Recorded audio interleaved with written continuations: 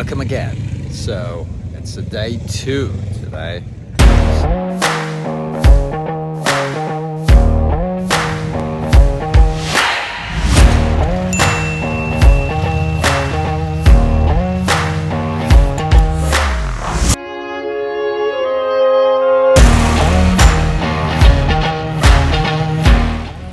So we're almost ready. In a minute I'm going to book the test rides. I need to meet with James also. I don't know where he is now, but that's the campsite. That's how it looks like here.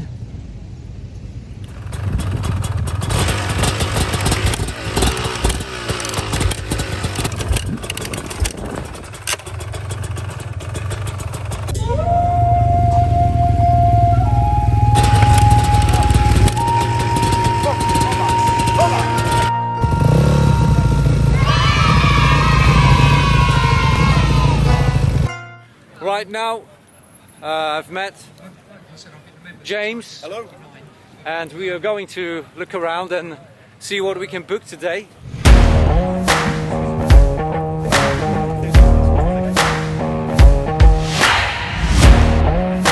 newest blood bike recruit.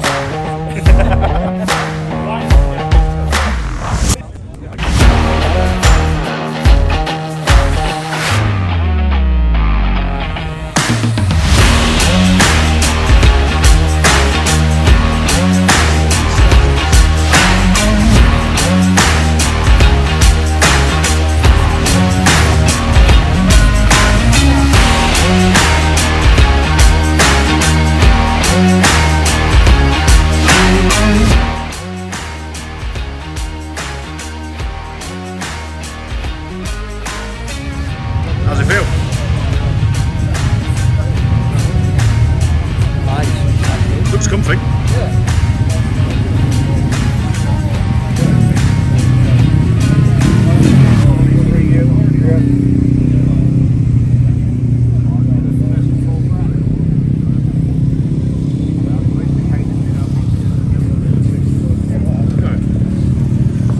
Does it feel like home from home? Yeah, it feels different. Yeah? Feels different. Looks smart. There's a lot of buttons going on, isn't there? Yeah, yeah. A lot of buttons. Love it. I love the fact you can see that engine as well. That 1250 is set to its lowest position. You can see that the pillion pad basically drops down like another inch. Right, got you. So all Pan Americas come with the option for 2 height settings as standard, but this is the 1250 special. So when you slow down under about 5 miles an hour, the bike will drop itself another 1.5 inches automatically. Oh, wow. And it's the first production motorcycle that has the adaptive ride height feature.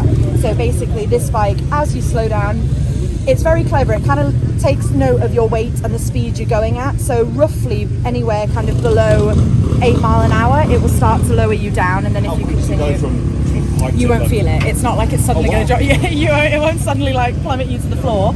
But it'll be the difference between being flat-footed and being on your tiptoes. There's definitely that. There's definitely that. This is probably a bit unfair actually to the special at the minute, only because as people have got on and off it throughout the day, the suspension's been pumped up with people obviously getting on and off it.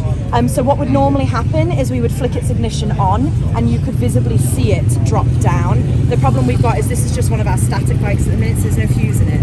So it's a bit unfair to it in the fact that not only is this in the highest seat position, but also the bike itself probably has its suspension pumped up to the highest position, but also as if it was riding on the road. Yes, so this is essentially the highest this pan will get out the factory.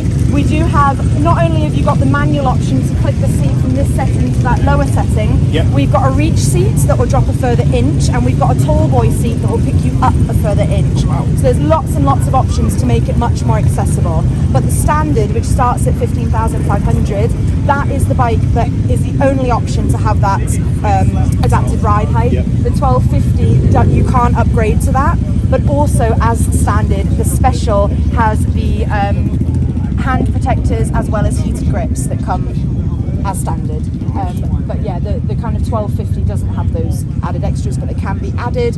And obviously this currently has cast wheels on it, but we have a beautiful set of laced wheels or spokes wheels. The ones in the photo. Yes, yeah, Yeah, they they look are stunning. gorgeous. And obviously, yes, yeah.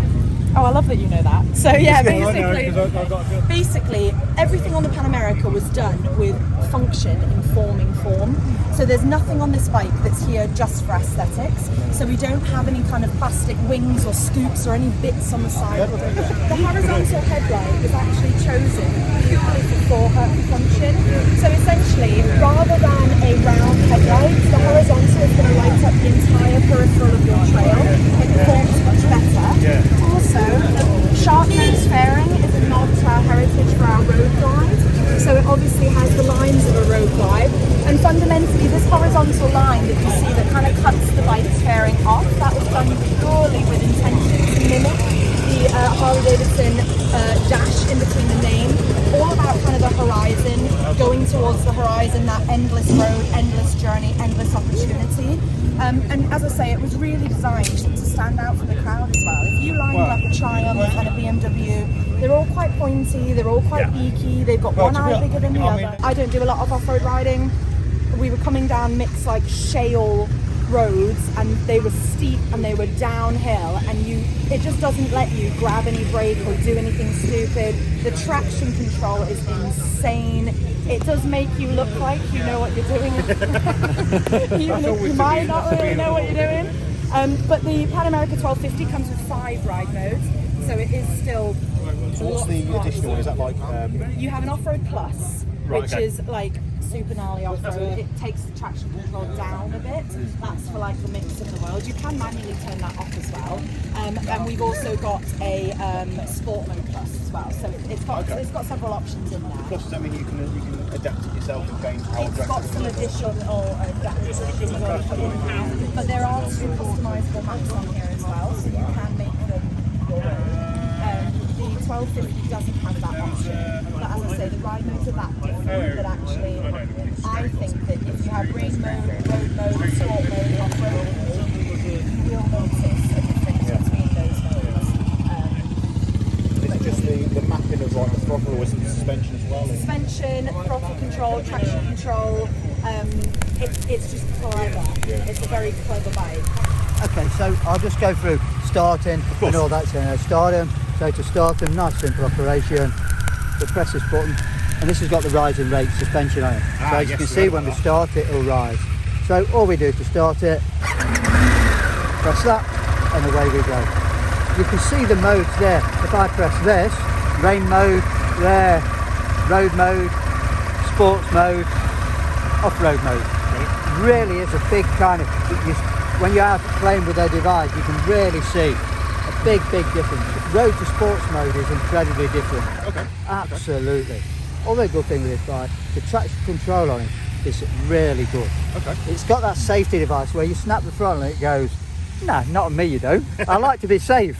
It really is a very clever, active device on this. Okay. Really good. Another big one is, just before we head away, when we're doing off-road, there's a really kind of big thing that we can bring in it to assist us, is these legs.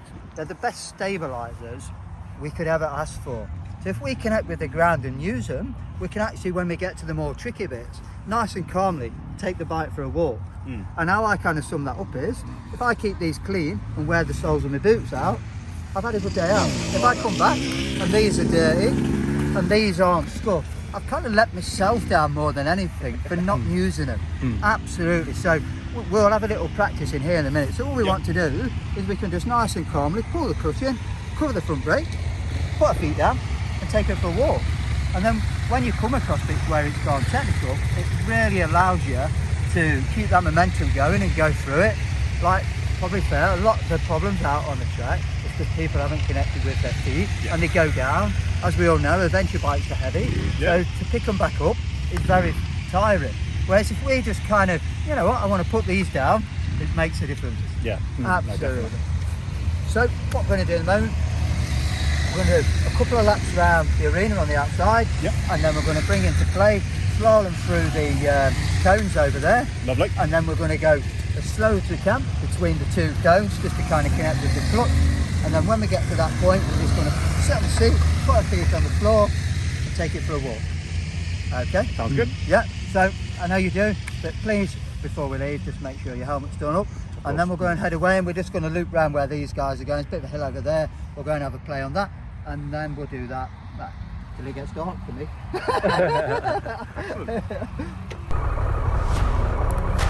down, pick it up. Watch him.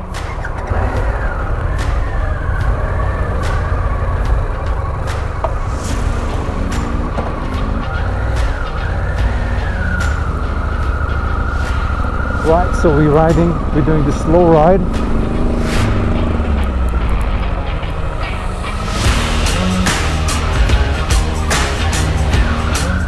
Whoa, that's my first time standing. I'm not feeling much.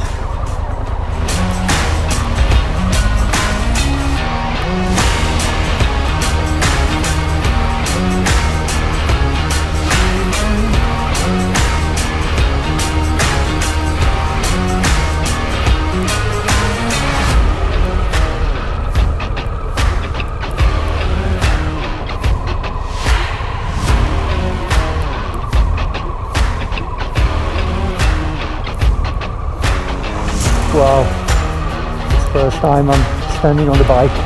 Can you believe it? Yeah, it's crazy. It's a bit crazy.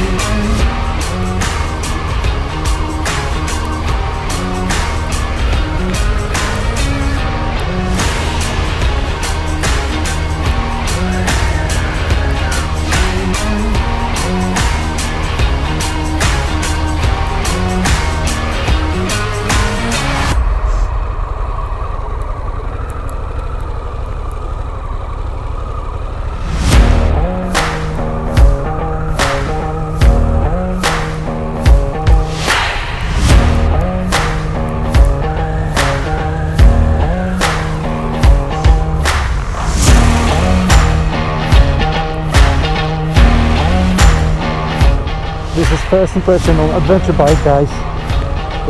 It's madness. Whoa. In a positive way, I must say.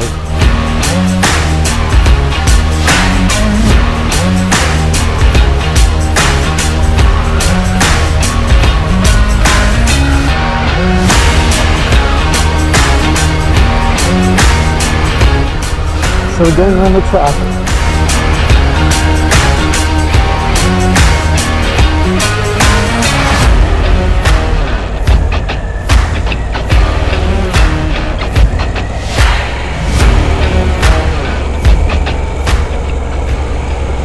First time off-road.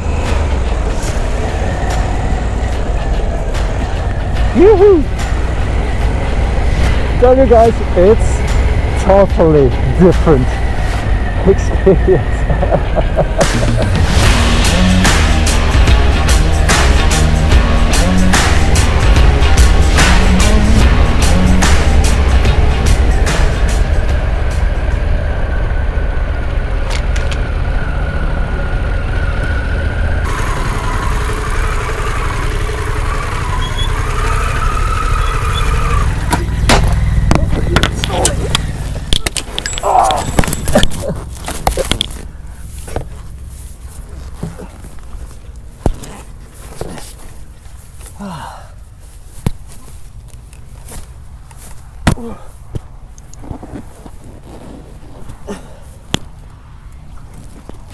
Can you believe it? Slowly. You have to turn them off. Hold on a second. And if you turn this off 5 minutes, and then it'll start now, turn it back on. That's it, it'll start now. Yeah. We've got an anti-tilt built in. Yeah. Oh. But yeah, I've managed to. Just pop your feet down and then you can use them to balance you. We'll turn it round and go back up there with him. He missed it. He had it laid out. Oh, did it? Yeah. Oh, you're right. But very gently.